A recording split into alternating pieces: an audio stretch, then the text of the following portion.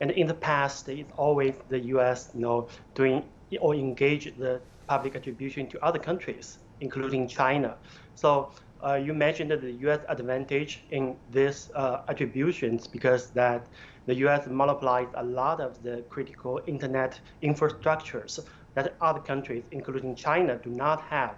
So this time, Chinese, two organizations, work really hard and spend a long term of effort to trace back, to attribute to the NSA as the original attacker of the Chinese universities is really a big effort made by them and achievement made by Chinese side.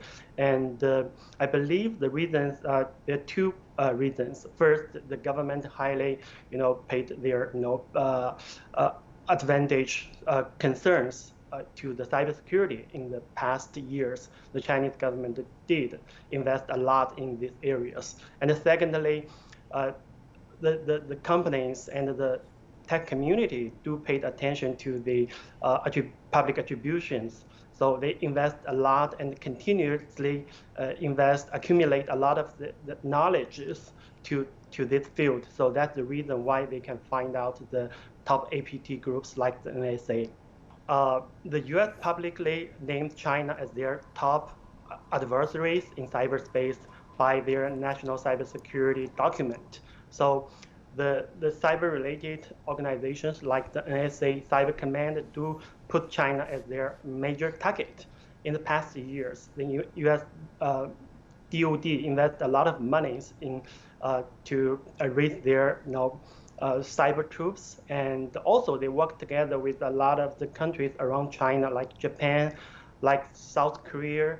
They do the cyber exercises and they share information, and the major target is China. So in this regard, China is now facing a lot of the cyber threat posed by the US government and its allies.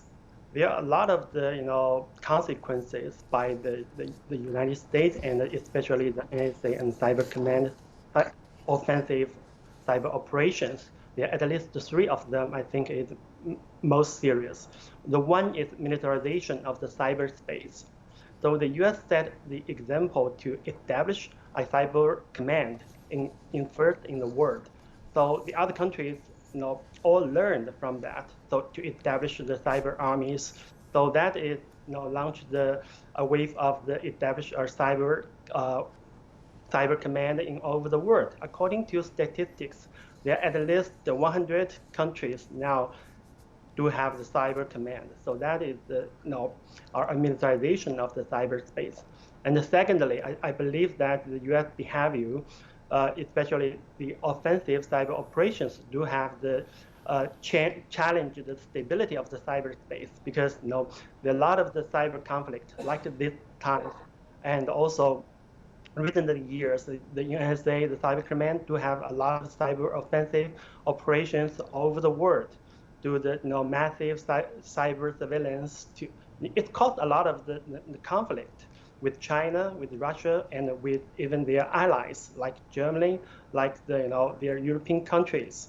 So that is really the threat to the stability of the cyberspace. The third one, I think, the US behavior handled the global effort to establish a peaceful cyberspace, because we know the United Nations, they have the effort to gather a lot of countries to try to reach agreement to establish a peaceful agreement to develop the cyberspace. But the US did have the negative impact to this agreement.